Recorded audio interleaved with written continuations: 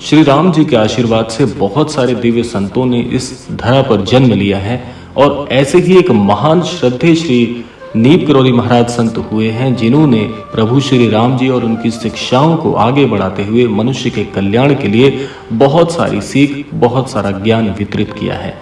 तो अगर आप भी आज का एक क्रमांक सुन रहे हैं तो इस क्रमांक के साथ में बने रहिएगा, क्योंकि अगले भाग में हम जानेंगे कि कैसे आप अपने जीवन की हर परेशानी का प्रत्युत्तर मात्र श्री रामचरितमानस की एक दिव्य और बहुत ही रहस्यमयी जानकारी से, जो कि अब आप आगे भाग में जान पाएंगे। तो आइए बिना समय व्यर्थ किए हुए प्रारंभ करते हैं आज का ये दिव्य अध्याय।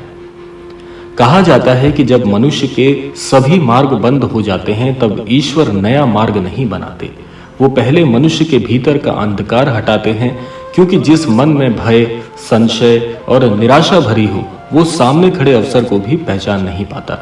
इसीलिए गोस्वामी तुलसीदास जी ने श्री रामचरितमानस में बार बार मन की पवित्रता, विश्वास और समर्पण पर बल दिया है।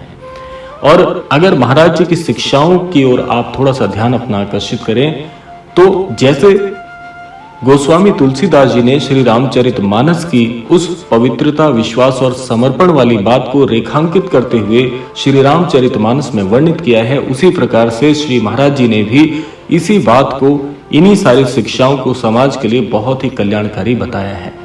श्री रामायण में कहीं भी भगवान श्री राम ये नहीं कहते कि केवल शब्द बोलने से जीवन बदल जाएगा। वो बार बार ये संकेत देते हैं कि भाव, विश्वास और आचरण ही साधना की आत्मा है। यही वो रहस्य है जिसे अधिकांश लोग केवल पाठ तक सीमित रखते हैं। अब यहाँ पर एक प्रश्न उठता है कि यदि भगवान श्री राम के पास कोई व्यक्ति खाली हाथ पहुंचे, न धन, न विद्या, न यज्ञ, तो क्या भगवान उसे स्वीकार करेंगे? रामायण इसका उत्तर देती है, बिल्कुल सही और बिल्कुल हाँ। शबरी इसका सबसे बड़ा उदाहरण है।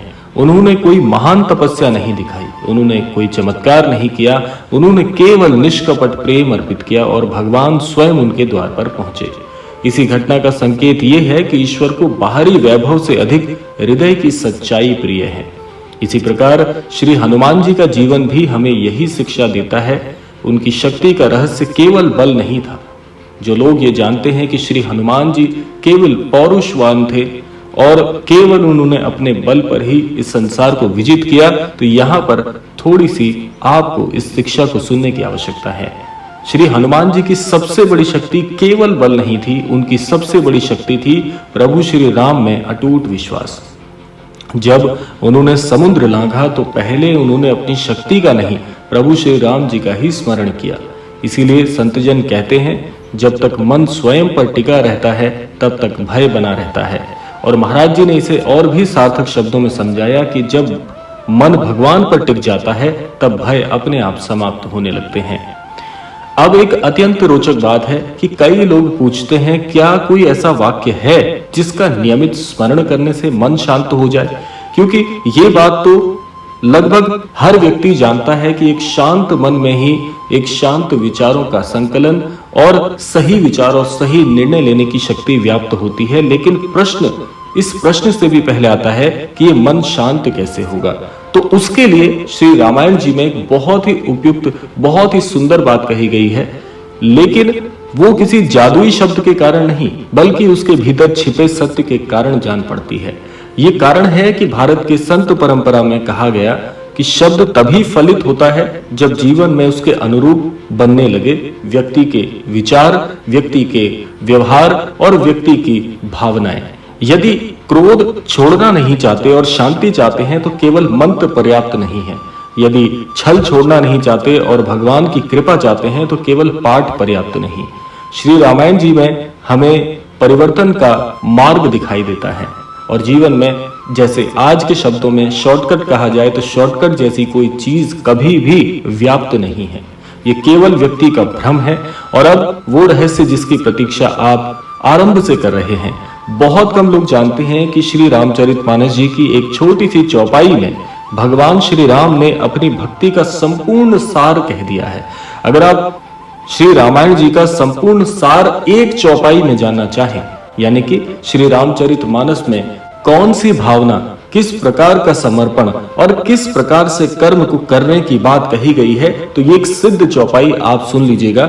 ये चौपाई किसी तांत्रिक सिद्धि का मंत्र नहीं, बल्कि भगवान तक पहुंचने का सरलतम मार्ग है।